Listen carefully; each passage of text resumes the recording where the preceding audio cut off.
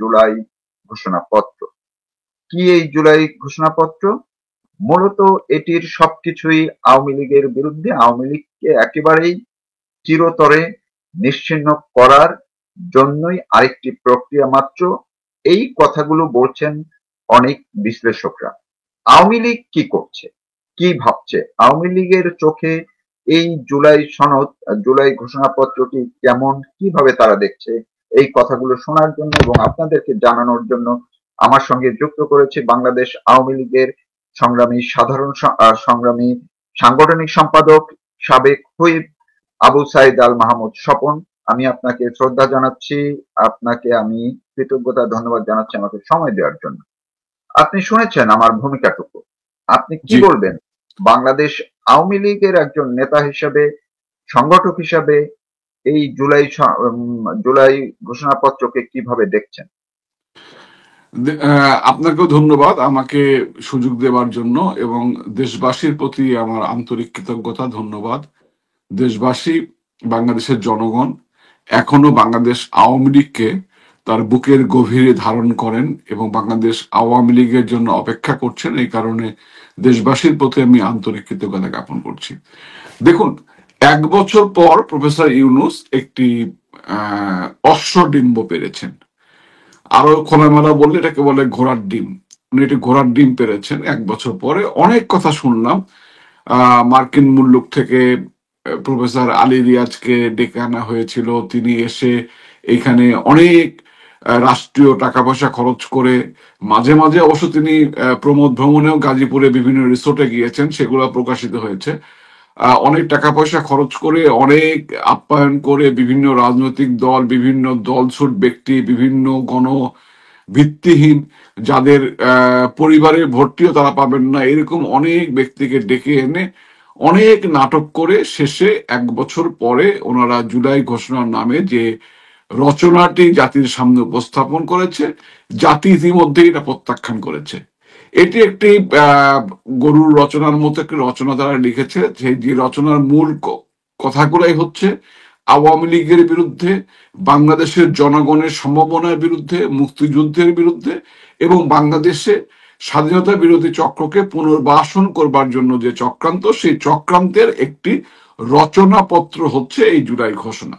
এর মধ্যে কোনো যুক্তি নেই, কোনো আইন নেই, কোনো প্রত্যাশা নেই, কোনো এগিয়ে যাওয়ার প্রত্যয় নেই, কোনো চেতনা নেই। মূলত এটি এমন একটি রচনা, যে রচনা ইতিমধ্যেই মানুষের মধ্যে তো কোনো প্রভাব ফেলেইনি, বরং বাংলাদেশের জনগণ এটিকে টিস্যু পেপারের মতো ছুঁড়ে ফেলে দিয়েছে ব্যবহার করবার পরে। এবং যে নির্বাচিত সরকারই আসবে, সেই সরকার এই ঘোষণাপত্র গ্রহণ করবার কোনো কারণই নেই।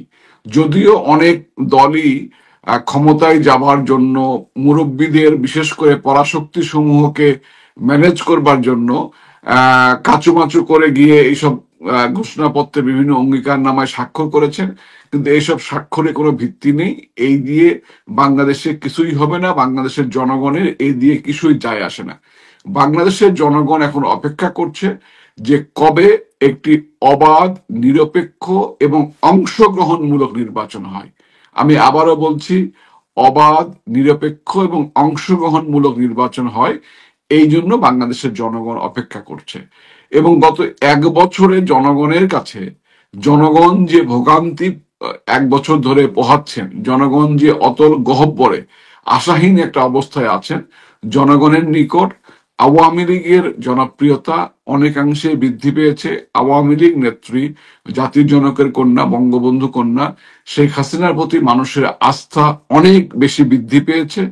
এবং যে কোনো প্রকারই হোক, একটি অংশগ্রহণমূলক নির্বাচন হলে সেই নির্বাচনে অবশ্যই আওয়ামী লীগ নির্বাচনমুখী দল, আওয়ামী লীগ নির্বাচনে অংশগ্রহণ করবে। একটি পরিবেশ, ন্যূনতম পরিবেশ পেলেই আওয়ামী লীগ নির্বাচনে অংশগ্রহণ করবে, এবং সেই নির্বাচনে অবশ্যই বাংলাদেশের জনগণ আওয়ামী লীগকে আবারও তাদের ভালোবাসা, তাদের অকৃত্রিম আবেগ, অনুভূতি দিয়ে জননেত্রী শেখ হাসিনাকে রাষ্ট্র পরিচালনার দায়িত্ব দিবেন।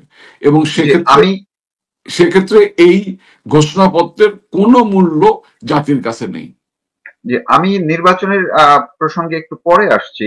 আহ, এই যে ঘোষণাপত্রটি ডক্টর মোহাম্মদ ইউনূস নিজে পাঠ করলেন, সেখানে বিএনপি, জামাত সহ অন্যান্য নেতারাও ছিলেন। আপনি বললেন যে তারা একটু ফটো সেশনও করেছেন, সেখানে আবার বেলুন দুর্ঘটনায় বেশ কয়েকজন আহত হয়েছে, এমন ঘটনাও ঘটেছে। এখন এইটার পরে দেখলাম যে জামায়াত ইসলামী বা অন্য আরো কয়েকটি দল তারা প্রতিক্রিয়া জানিয়েছে, তারা নাখোশ। কিন্তু এই ঘোষণাপত্রের মধ্যে বলা হয়েছে যে এটি তারা আগামী নির্বাচনে যে সরকার ক্ষমতায় আসবে তারা এটিকে সংবিধানে সন্নিবেশ করবে, সংবিধানে যুক্ত করবে। তো এই ক্ষেত্রে বাধ্যবাধকতা কতটুকু? ধরেন আওয়ামী লীগ ক্ষমতায় আসলো, আপনারা বললেন যে এটি আপনারা তো কিছুই মনে করছেন না, এটি টিস্যু পেপারের মতো ছুঁড়ে ফেলে দেওয়ার মতো, এবং প্রত্যাখ্যান করলেন বা মানুষ প্রত্যাখ্যান করলো। কিন্তু বিএনপি তো এর একটি বড় স্টেক হোল্ডার, দেখলাম তারা অন্ততপক্ষে দৃশ্যমান, তারা মঞ্চেও ছিল, এবং এটির মধ্যে এই যতগুলো পয়েন্ট তার মধ্যে বেশিরভাগ দেখা যাচ্ছে যে বিএনপির এক ধরনের প্রভাব আছে। আপনার কি মনে হয় যে বিএনপি যদি ক্ষমতায় আসে যে কোনো প্রক্রিয়ায়, তারা কি করবে? তারা কি সংবিধানে এটিকে সন্নিবেশ করবে? সংবিধানে কি এটি যুক্ত করবে কিনা? আপনার কাছে কি মনে হয়? এবং সেটি যদি তারা যুক্ত করে, মানুষ সেটিকে কিভাবে নিবে? বা এটির বাধ্যবাধকতাও বা কতটুকু?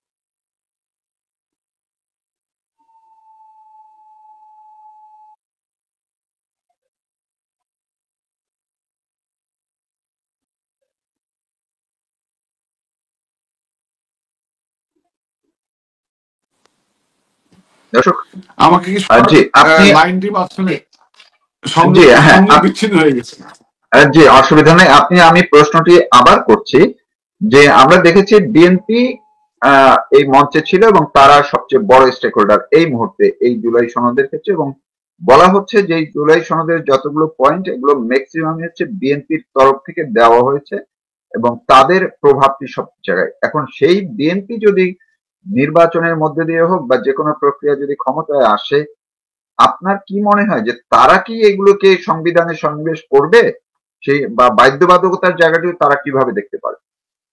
বিএনপি এখন মূলত প্রফেসর ইউনূসকে খুশি করে, তাকে তোষামোদী করে, আহ, তাকে দিয়ে তাদের যে মূল সমস্যাটি, তাদের বেশ কিছু নেতাদের উপরে যে আন্তর্জাতিক এক ধরনের অলিখিত নিষেধাজ্ঞা আছে, প্রফেসর ইউনূসকে দিয়ে তারা সেই আন্তর্জাতিক যে মহল তাদের প্রতি অখুশি আছে, তাদেরকে খুশি করবার জন্য প্রফেসর ইউনূসকে ব্যবহার করছেন, এবং তারা প্রফেসর ইউনূস যা যা বলছেন তাতেই হ্যাঁ হ্যাঁ করছেন। হ্যাঁ হ্যাঁ করে তারা কোনোভাবেই একটি যেন তেন নির্বাচন অনুষ্ঠানের মধ্য দিয়ে ক্ষমতায় যাওয়ার জন্য অধীর আগ্রহে অপেক্ষা করছেন। বাস্তবতা হচ্ছে যে ক্ষমতায় যাবার জন্য তারা যে অপেক্ষা করছেন এটি এক ধরনের বাস্তবতা। ক্ষমতায় যদি তারা নির্বাচিত হয়ে যান তখন আরেক ধরনের বাস্তবতা সৃষ্টি হবে। আমি বিশ্বাস করি বিএনপির মতো রাজনৈতিক দল যদি ক্ষমতায় যায় জনগণের ভোটে, তবুও তারা এই জুলাই ঘোষণাপত্র বাংলাদেশের সংবিধানে সন্নিবেশন করতে পারবেন না। এবং এই ঘোষণাপত্র বাংলাদেশের সংবিধানের যে মৌলিক কাঠামো, আমাদের সংবিধান মহান মুক্তিযুদ্ধের মধ্য দিয়ে যে অর্জন, সেই অর্জনগুলোকে আমাদের সংবিধানে সন্নিবেশন করা হয়েছে। তৎকালীন রাজনৈতিক নেতৃবৃন্দ রাত দিন পরিশ্রম করে, যারা দায়িত্বে ছিলেন তারা রাত দিন পরিশ্রম করে এই বিষয়টি দাঁড় করিয়েছেন। এরপরে অনেক চুলচেরা বিশ্লেষণ হয়েছে। 50 বছরে সংবিধানের অনেক সংশোধন, পরিমার্জন, পরিবর্ধন হয়েছে। কিন্তু বাস্তবতা হচ্ছে জুলাই ঘোষণাপত্রটি সংবিধানে সন্নিবেশন করবার মতো কোনো স্কোপ বা এটিকে আইনগত ভিত্তি দেবার মতো কোনো স্কোপ বিএনপিও রেডি করতে পারবে না। কারণ সংবিধানের মৌলিক যে আহ চেতনা, সেই চেতনার পরিপন্থী কোনো বিষয় সংবিধানে যদি সংসদের সংখ্যাগরিষ্ঠতার জোরেও সেখানে পাশ করা হয়, তাহলে সেটি যে কোনো সংক্ষুব্ধ ব্যক্তি আদালতে গেলে এটি বাতিল বলে গণ্য হয়। ইতিপূর্বেও অষ্টম সংশোধনী একটি পার্ট বাতিল হয়েছে, অন্যান্য সংশোধনী নিয়েও অনেক ধরনের সপ্তম সংশোধনী, পঞ্চম সংশোধনী বাতিল হয়েছে। হ্যাঁ, এই এই বিষয়গুলো মাথায় রেখে দায়িত্বশীল রাজনৈতিক, এখন বিএনপি যে জায়গায় আছে সেই জায়গা যখন ক্ষমতায় যাবে সেই জায়গাটা ভিন্নতর। কারণ ক্ষমতায় যাবার আগে অনেক ধরনের কথা বলা যায়, ক্ষমতায় গিয়ে যখন পারিপার্শ্বিকতা এবং দায়িত্বের ভারটা বাড়ে তখন অনেক কিছুই চাইলেও অনেকের পক্ষে করা সম্ভব হয় না। বিএনপিও এখন বাধ্য হয়ে আপনার এই অনেক কথাই হয়তো বলছেন, কিন্তু বাস্তবতা হচ্ছে বিএনপির পক্ষেও এটি বাস্তবায়ন করা সম্ভব নয়। যে আরেকটা বিষয় আপনি ঘোষণাপত্রে পয়েন্ট করে নিশ্চয়ই দেখছেন, সেখানে ৭২-এর সংবিধানটাকে একেবারেই বলা যায় যে অবহেলা করা হয়েছে। সেখানে মুক্তিযুদ্ধের বিষয়টি উল্লেখ করেছে কিন্তু খুবই কম। এই প্রক্রিয়ার মধ্য দিয়ে তারা কয়েক দফার কথা যতগুলো বলেছে, সেইখানে আবার কিছু তথ্য তারা তুলে ধরেছে। এমনকি ২৪-এর যে তথ্যটি, সেখানে যেমন আমরা এতদিন শুনলাম যে আওয়ামী লীগের সরকারের সময় বা আন্দোলনে, জুলাই আগস্ট আন্দোলনে কেউ বলছেন ১৫০০, কেউ বলছেন ১৪০০, কেউ বলছেন ২০০০ মানুষ মারা গেছে, আওয়ামী লীগ তাদেরকে মেরে ফেলেছে ইত্যাদি, এবং যা নিয়ে বিচারও চলছে। কিন্তু আজকে দেখলাম প্রায় ১০০০-এর কথা বলা হয়েছে। মানে এটি কি আওয়ামী লীগের সাথে কোনো একটু হচ্ছে, সমঝোতা হচ্ছে কিনা? কেউ কেউ বলছেন যে আওয়ামী লীগের সাথে সমঝোতা করে লাশের সংখ্যা কমানো হচ্ছে কিনা। আপনার কি প্রতিক্রিয়া? দেখুন, আওয়ামী লীগ সমঝোতা করে রাজনীতি করবার দল নয়। আওয়ামী লীগ সংগ্রামী রাজনৈতিক দল। আওয়ামী লীগ সমঝোতা রাজনীতিতে বিশ্বাস করে না।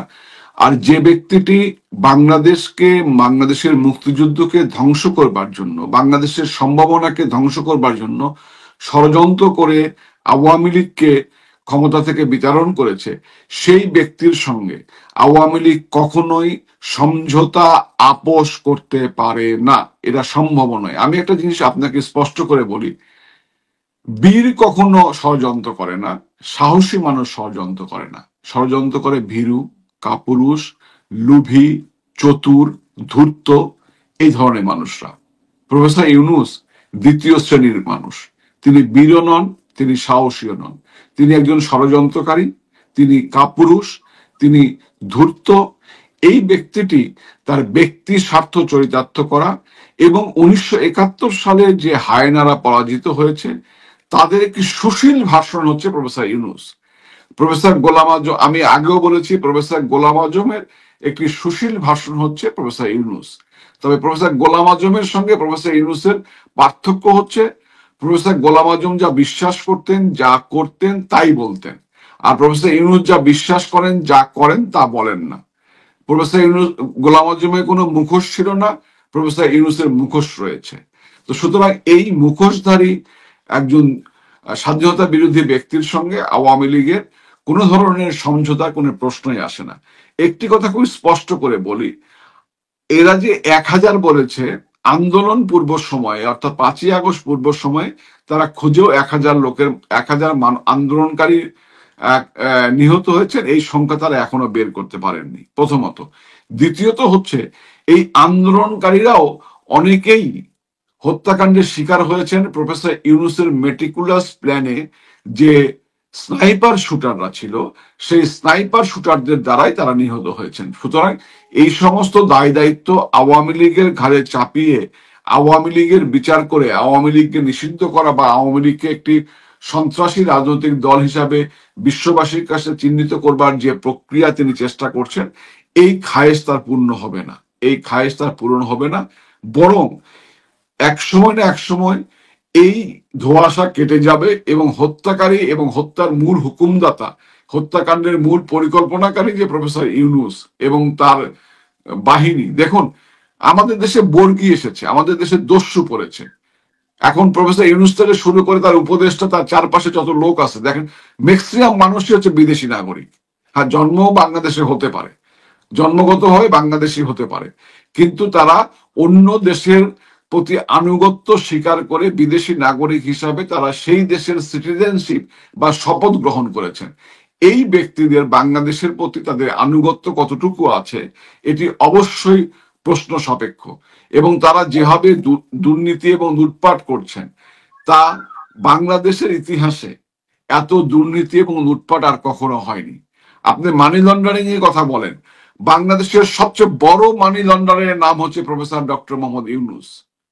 তিনি হিলারি ক্লিন্টনকে সেই আমলে কত মিলিয়ন ডলার দিয়েছেন, সেই টাকা কি উনি আমেরিকায় ছাপিয়ে বানিয়েছিলেন নাকি বাংলাদেশে টাকা পাচার করেই? তখন তো তার পৃথিবীর অন্য কোথাও ইনভেস্টমেন্ট ছিল না। এবং সেই থেকে শুরু করে আমেরিকা, ফ্রান্স, নরওয়ে, কোথায় প্রফেসর ইউনূসের ইনভেস্টমেন্ট নাই? সব জায়গায় ইনভেস্টমেন্ট আছে। এখন সেই ইনভেস্টমেন্ট গুলোকে আপনি সামাজিক ব্যবসার নামই দেন আর যৌথ ব্যবসার নামই দেন, ইনভেস্টমেন্টের টাকাটি জোগাড় করেছে প্রফেসর ইউনূস, এবং সেটি বাংলাদেশের কৃষক, শ্রমিক, মেহনতি মানুষের মাথার ঘাম পায়ে ফেলা টাকারই অংশ। তো সেখানে সবচেয়ে বড় মানি লন্ডারের নাম হচ্ছে প্রফেসর ইউনূস। এবং প্রত্যেকটা উপদেষ্টা যারা আছেন বিদেশি নাগরিক, তারা প্রত্যেকেই দুই হাতে দুর্নীতি করছেন, এবং এই দুর্নীতির টাকা তারা তাদের যে রেসিডেন্স ডেসে তারা পাঠিয়ে দিচ্ছেন। এই কথাটি আজকে কেউই, বাংলাদেশের প্রত্যেকটি মানুষের মুখে মুখে চাউর হয়েছে। প্রকাশ্যে চাঁদাবাজিতে হচ্ছেই, কথা তো উঠছেই যে চাঁদা ওঠে চাটগায়, ভাগ যায় যমুনায়। এই কথাগুলো তো আর আমাদের কথা না, এই কথাগুলো তো বাংলাদেশের মানুষই বলছে। এবং এই চাঁদার টাকা দিয়ে এখন কেন যে ব্যক্তিকে 111-এ যখন প্রধান উপদেষ্টা হতে বলা হয়েছিল, তখন নাকি তিনি 5 বছরের সময়সীমার নিচে সরকারের দায়িত্ব নেবেন না বলেছিলেন, এবং তিনি বারবার করে বিভিন্ন সময় গর্ব করে বিভিন্ন,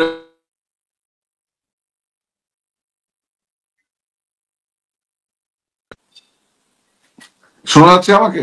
জি, শোনা যাচ্ছে, হ্যাঁ। বারবার বিভিন্ন মিডিয়ায় গর্ব করে বলেছেন। আবার এইবারও তিনি ক্ষমতা গ্রহণ করার পরে কিন্তু সহসা নির্বাচন দেবার কথা তিনি বলেননি। তিনি দীর্ঘমেয়াদী সংস্কারের কথা বলেছেন এবং ক্ষমতার কালকে দীর্ঘায়িত করবার বহু চক্রান্ত করেছেন। কিন্তু যখন থলের বিড়াল আস্তে আস্তে বের হতে শুরু করলো সারা বাংলাদেশে তার সাঙ্গপাঙ্গরা, তিনি তো এখন হচ্ছে চাঁদাবাজদের সর্দার, চোরদের সর্দার, ডাকাতদের সর্দার। সমস্ত বাংলাদেশে ডাকাত পড়েছে, ছোট ছোট বাচ্চাগুলোকে তারা ডাকাত বানিয়েছে, চোর বানিয়েছে, চাঁদাবাজ বানিয়েছে। সবচেয়ে বড় ক্ষতিটা প্রফেসর ইউনূস বাংলাদেশের যে সমাজে করে গেলেন, যে সমাজে সিনিয়রদের প্রতি জুনিয়রদের যে একটি মান্যতা, একটি ভব্যতা, একটি মানুষের প্রতি মানুষের যে মমত্ববোধ, শ্রদ্ধাবোধ, এই জিনিসটা একদম প্রফেসর ইউনূস এবং তার কিছু উত্তেজিত সহকর্মীরা সারা বাংলাদেশের আমাদের তরুণ প্রজন্মের মাঝে এই জিনিসটা ধ্বংস করে দিয়ে গেলেন। এই সমাজটা রিবিল করা, এই সমাজটাকে আবার পরমত সহিষ্ণু সমাজ হিসাবে নতুন করে গড়ে তোলা, এখানে মুক্তমনা মানুষের বসবাসের, নিঃশ্বাস নেবার পরিবেশ তৈরি করা, এই জায়গাটি সহসা তৈরি করা আমাদের পক্ষেও সম্ভব হবে না। এটি বাস্তবতা। জি, আমরা যতই যতই বড় রাজনৈতিক দল হই, যতই জনসম্পৃক্ত রাজনৈতিক দল হই, প্রফেসর ইউনূস যে ক্ষতিটি সমাজের করে গেলেন, সেই ক্ষতি কেউ পোষাতে পারবে না। জি, এবং আমি তিনি কেন নির্বাচন ঘোষণা করছেন? নির্বাচন ঘোষণা করছেন কারণটি হচ্ছে তিনি বুঝে গেছেন যে তিনি এ যাবৎকালে বাংলাদেশের যতগুলো সরকার প্রধান এসেছে, সবচেয়ে অজনপ্রিয় সরকার প্রধান হিসাবে তিনি আবির্ভূত হয়েছেন।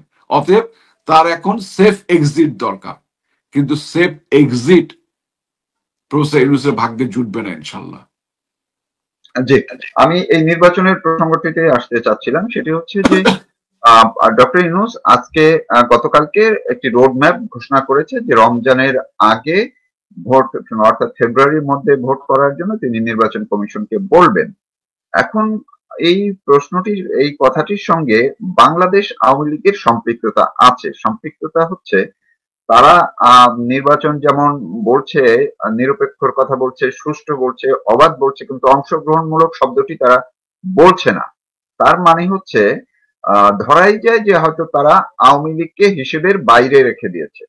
সেই ক্ষেত্রে বাংলাদেশ আওয়ামী লীগের মতো একটি দল, এত বড় একটি দল, যেখানে প্রায় বলা হচ্ছে কমপক্ষে 40 থেকে 50% ভোটার আছে আওয়ামী লীগের, যদি এই সরকারের সময়ে বা এই নির্বাচন কমিশন যদি আওয়ামী লীগকে যে কোনো প্রক্রিয়ায় বাইরে রেখে নির্বাচনে যেতে চায়, নির্বাচনে যায়, আওয়ামী লীগ তখন কি করবে? আমি এটুকু বিশ্বাস করি একজন রাজনৈতিক কর্মী হিসাবে, বাংলাদেশে ভবিষ্যতে যে নির্বাচন হবে, সেই নির্বাচন প্রফেসর ইউনূস সরকার প্রধান থাকা অবস্থায় হবে না। তার অধীনে নির্বাচন হবে না, 1 নম্বর। 2 নম্বর হচ্ছে যে নির্বাচন হবে আওয়ামী লীগ ছাড়া বাংলাদেশে নির্বাচন অংশগ্রহণমূলক হবে না। এটি পৃথিবীর যে কোনো গাধাও বোঝে। তো পৃথিবীর যারা যে সমস্ত রাষ্ট্র আওয়ামী লীগের বিরুদ্ধে আপনার হচ্ছে গিয়া একতরফা নির্বাচন করবার অভিযোগ উত্থাপন করেছিলেন, অথবা বিভিন্ন 5ই আগস্ট পরবর্তীতে যারা অনেকেই আওয়ামী লীগের আমলে একতরফা নির্বাচন করার অভিযোগে আমাদেরকে অভিযুক্ত করেছেন, সেই দেশগুলোর তাদেরই দায়িত্ব হচ্ছে, আন্তর্জাতিক সম্প্রদায়ের দায়িত্ব হচ্ছে যে অভিযোগে তারা আওয়ামী লীগকে অভিযুক্ত করেছিলেন একই অভিযোগে তারা নিজেরা অভিযুক্ত হবেন না। তাদের দায়িত্ব হচ্ছে অংশগ্রহণমূলক নির্বাচন পরিবেশ সৃষ্টি করা, এবং বাংলাদেশে অংশগ্রহণমূলক নির্বাচনেরই পরিবেশ সৃষ্টি হবে, এটি ইনশাল্লাহ তৈরি হবে। আরেকটি বাংলাদেশের ইতিহাস, হ্যাঁ আমরা এই কথা সত্য যে আমরা 24 সালে একতরফা নির্বাচন করেছি, 14 সালে আমরা নির্বাচন করেছি, সেখানে বিএনপি জামাত অংশগ্রহণ করেনি, কিন্তু আমরা কিন্তু 14 সালে নির্বাচন করবার পরে আমরা গভর্নমেন্ট কন্টিনিউ করতে পেরেছি। 24 সালে নির্বাচন করার পরে আমরা গভর্নমেন্ট কন্টিনিউ করতে পারিনি, এটি বাস্তবতা, এটিকে আমাকে স্বীকার করতে হবে। এবং এই দুটি নির্বাচন 14 এবং 24 নির্বাচনে যেহেতু বিরোধী দলগুলো অংশগ্রহণ করেনি, নির্বাচনটি সেভাবে গ্রহণযোগ্য হয়নি। এটি এই বাস্তবতাটা আমাকে মেনেই রাজনীতি করতে হবে, স্বীকার করতে হবে। এবং এর জন্য আমি অবশ্যই একটা অনাকাঙ্ক্ষিত পরিবেশে নির্বাচনটি অনুষ্ঠিত হয়েছিল বলেই আমাদেরকে বাধ্য হয়ে একতরফা নির্বাচন করতে হয়েছে। এ কারণে আমি দুঃখিত ব্যক্তিগতভাবে, এবং আমার অনুভূতিটা এইখানেই। কিন্তু বাংলাদেশের ইতিহাস বলে, আপনি আওয়ামী লীগের জন্মের পর থেকে 49 সাল থেকে আজ পর্যন্ত বাংলাদেশের যতগুলো নির্বাচন হয়েছে, যে সকল নির্বাচনে আওয়ামী লীগ অংশগ্রহণ করেনি, সেই সকল নির্বাচনে নির্বাচিত সরকার সে যতই পরাক্রমশালী হোক, তার পিছনে পাকিস্তান সশস্ত্র বাহিনী বা বাংলাদেশ সশস্ত্র বাহিনী যতই ঐক্যবদ্ধ থাকুক, যতই তাদেরকে সাপোর্ট দিক, সেই নির্বাচনের পরে সরকারগুলো বেশি দিন টিকতে পারেনি। আপনি 96 সালে 15 ফেব্রুয়ারি, 91 সালে একটি নির্বাচনের মধ্য দিয়ে বিএনপি ক্ষমতা এসেছিল। 96 সালে বিএনপি ক্ষমতায় থেকে 15 ফেব্রুয়ারি নির্বাচন করে, 15 ফেব্রুয়ারিতে নির্বাচন করে আপনার 30 মার্চে মাত্র 1.5 মাসের মাথায় তাদের পতন হয়েছিল, পদত্যাগ করতে বিএনপি বাধ্য হয়েছিল। একটি জনসম্পৃক্ত রাজনৈতিক দল হবার পরেও বিএনপিকে পদত্যাগ করতে হয়েছিল 96 সালে 30 মার্চে, মাত্র 1.5 মাসের মাথায়। ঠিক একইভাবে 86 সালে নির্বাচন এবং 88 সালে নির্বাচন, 88 সালে 3রা মার্চ যে নির্বাচন এরশাদ সাহেব করেছিলেন, এরশাদ সাহেবের পেছনে দেশি বিদেশি আন্তর্জাতিক সকল শক্তি ছিল, সেনাবাহিনী ছিল, পুরো সশস্ত্র বাহিনী ছিল, পুরো প্রশাসন ছিল, এবং জাতীয় পার্টি নামক একটি রাজনৈতিক দলও কিন্তু এরশাদ সাহেবের সঙ্গে ছিল। এরপরও এরশাদ সাহেব ক্ষমতার কালকে দীর্ঘায়িত করতে পারেননি। একইভাবে আইয়ুব খান যে বেসিক ডেমোক্রেসি নির্বাচন করেছিল, আইয়ুব খানও কিন্তু প্রচন্ড পরাক্রমশালী সরকার প্রধান ছিলেন, রাষ্ট্রপ্রধান ছিলেন পাকিস্তানের। এবং বাস্তবতা হচ্ছে আজকে যে পাকিস্তান, যে আধুনিক পাকিস্তান, সেই পাকিস্তানের ভিত্তি কিন্তু আইয়ুব খানের হাত দিয়ে রচিত হয়েছিল, এটিকে অস্বীকার করবার জন্য নাই। আইয়ুব খান আমাদেরকে বঞ্চিত করেছেন, তৎকালীন পূর্ব পাকিস্তানকে বঞ্চিত করেছেন, কিন্তু তৎকালীন পশ্চিম পাকিস্তানের ভিত্তিটি আইয়ুব খান তৈরি করে গেছে। সেই আইয়ুব খানও আওয়ামী লীগকে বাদ দিয়ে বেসিক ডেমোক্রেসি নির্বাচন করে খুব বেশি দিন টিকতে পারেননি, তাকেও বিদায় নিতে হয়েছিল। তো সুতরাং বাংলাদেশে আওয়ামী লীগ বিহীন কোন নির্বাচন করে সেই সরকার টিকে থাকবে, তাহলে তো প্রফেসর ইউনূসই টিকে থাকতে পারতো, কারণ প্রফেসর ইউনূসের পক্ষে তো সকল পরাশক্তি তার পেছনে আছে। প্রফেসর ইউনূসের যে রাজকীয় সন্ত্রাসী বাহিনী, হ্যাঁ, যে নতুন উনি যে কিংস পার্টি তৈরি করেছেন, সেই কিংস পার্টির কে যেভাবে প্রোটেকশন বাংলাদেশ সেনাবাহিনী সদস্যরা দিলেন, যেভাবে এপিসির খোলের মধ্যে করে একটি রাজনৈতিক দলের নেতৃবৃন্দকে তারা ঢাকায় বা কোথায় প্রত্যাবর্তন করেন, সেফ জোনে প্রত্যাবর্তন করালেন, এটি তো বাংলাদেশের ইতিহাসে কখনো হয়নি। এবং একটি জেলায় গিয়ে আমাদের সেনাবাহিনীর সদস্যরা, যাদেরকে নিয়ে আমরা গর্ব করি, যাদেরকে আমরা স্বাধীনতা সার্বভৌমত্বের প্রতীক মনে করি, তারা যেভাবে আওয়ামী লীগের নেতাকর্মী এবং সাধারণ নাগরিকদের উপর নির্বিচারে গুলি করে গণহত্যা করলেন, একটি সরকারের পক্ষ হয়ে বা একটি কিংস পার্টির পক্ষ হয়ে, এরপরে প্রফেসর ইউনূস তো ক্ষমতায় থাকতে পারতেন। তো ইউনূস থাকতে পারছেন না কেন? যে লোকটি একটা ব্যাংকের এমডির পদ ছাড়ে না, সেই লোকটি কিভাবে বাংলাদেশের প্রধান উপদেষ্টার পদ ছাড়বার জন্য রাজি হয়েছে এত সহজে? কারণটা হচ্ছে পায়ের তলায় মাটি নেই। আওয়ামী লীগ যেখানে নাই, সেইখানে ইউনূসেরও ক্ষমতায় থাকার সুযোগ নেই। এবং ইউনূস যদি কোনো নির্বাচন করে গায়ের জোরে, এবং বাংলাদেশ সশস্ত্র বাহিনী যদি সেই নির্বাচনে সহযোগিতা করে, তাহলে সেটি হবে একটি কলঙ্কিত নির্বাচন। আমি একটি ছোট্ট উদাহরণ আপনাকে দিই। এবার কিন্তু ডিসি হবার জন্য আমলা খুঁজে পাচ্ছেন না, ডিসি ফিট লিস্টে অংশগ্রহণ করবার জন্য আমরা ইন্টারেস্টেড না। কারণ তারাও জানেন যে যদি কোনো যেন নির্বাচন হয়, এই নির্বাচনকে আওয়ামী লীগকে বাইরে রাখা হয়, আওয়ামী লীগ কি বিষয় এটা তারাও বোঝেন। আওয়ামী লীগকে ৭১ সালের ২৫শে মার্চের কালো রাতে যে গণহত্যা শুরু হয়, সেই গণহত্যা তো শুরু হয়েছিল প্রথমে আওয়ামী লীগ নিধন, তারপরে বাঙালি নিধন, এই টার্গেট নিয়েই। কারণ বাঙালি আওয়ামী লীগের পক্ষে ঐক্যবদ্ধ হয়েছিল। এত হত্যাকাণ্ড করে ৩০ লক্ষ মানুষকে হত্যা করেও, ২ লক্ষ মা বোনের ইজ্জত ধ্বংস করেও, বাংলাদেশের সমস্ত স্থাপনা, বড় বড় স্থাপনা ধ্বংস করে দিয়েও কিন্তু আলটিমেটলি আওয়ামী লীগকে ধ্বংস করা যায়নি। আওয়ামী লীগ বিজয়ী হয়েছে ১৬ ডিসেম্বরে বাংলাদেশের মানুষকে সঙ্গে নিয়ে। আওয়ামী লীগ এমন একটি রাজনৈতিক দল, যখন সুখে থাকে তখন আওয়ামী লীগের মধ্যে, কারণ এখানে মুক্ত চিন্তা হয়, এখানে মানুষে বিভিন্ন মতবাদ, মত পার্থক্য থাকে, মত প্রকাশ করতে পারে, বিভিন্ন ইস্যুতে পছন্দ অপছন্দ, অনেক গুরুত্বপূর্ণ নেতা থাকে, অনেক জনপ্রিয় নেতা থাকে, অনেক সংগঠক থাকে। এতগুলো মানুষকে অ্যাকোমোডেশন করা খুব টাফ হয়ে যায়। ফলে এখানে সুখে থাকলে মাঝে মাঝে বিভাজন তৈরি হয়। গত ১ বছরে যেভাবে আওয়ামী লীগের নেতাকর্মীদের উপর অত্যাচার করা হয়েছে, যে নির্মম কালো অধ্যায় আওয়ামী লীগের উপর নেমে এসেছে, আওয়ামী লীগের উপর যত অত্যাচার হয় আওয়ামী লীগ তত বেশি শানিত হয়, তত বেশি ঝলসে ওঠে। আওয়ামী লীগ এখন ঝলসে উঠছে।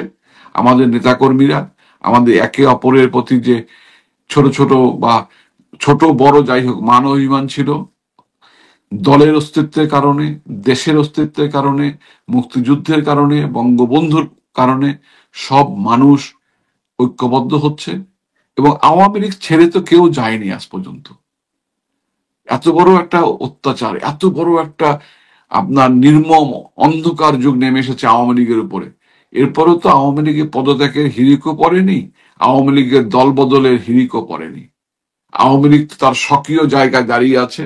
আওয়ামী লীগের নেতাকর্মীরা, মুক্তিযুদ্ধের চেতনায় বিশ্বাসী মানুষরা, তারা আশায় বুক বাঁধে আছেন যে অবশ্যই বঙ্গবন্ধু কন্যা স্বদেশ প্রত্যাবর্তন করবেন, বিরোচিত স্বদেশ প্রত্যাবর্তন করবেন, এবং বঙ্গবন্ধুর কন্যার নেতৃত্বে আবার বাংলাদেশ জেগে উঠবে, আবার আওয়ামী লীগ জেগে উঠবে, আবার বাংলাদেশ তার স্বীয় পথে পথ চলবে, বাংলাদেশ এগিয়ে যাবে সামনের পানে বঙ্গবন্ধু কন্যার নেতৃত্বে। এই স্বপ্ন নিয়ে, এই আশা নিয়ে সমস্ত নেতাকর্মীরা সমস্ত অত্যাচার সহ্য করেও দাঁতে দাঁত কামড় দিয়ে মুখ বুজে হয়তো কিছু সহ্য করছেন। এই আওয়ামী লীগ ঝলসে উঠবেই খুব অচিরেই।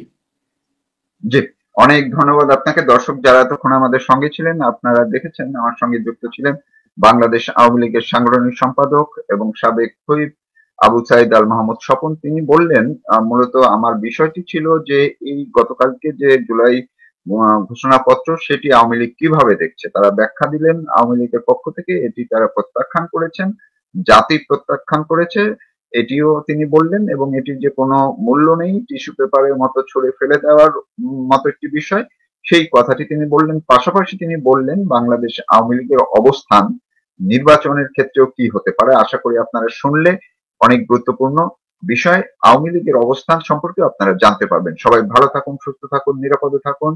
আবু সাইদ আল মাহমুদ স্বপন, আমি আপনাকে কৃতজ্ঞতা জানাচ্ছি, আবারও ধন্যবাদ জানিয়ে শেষ করছি এখনকার মতো। সামনে অন্য যে আপনাকে কোনো এবং সময় আবার সকল দর্শকদের প্রতি আন্তরিক শুভেচ্ছা। ধন্যবাদ। ইনশাল্লাহ দেখা হবে।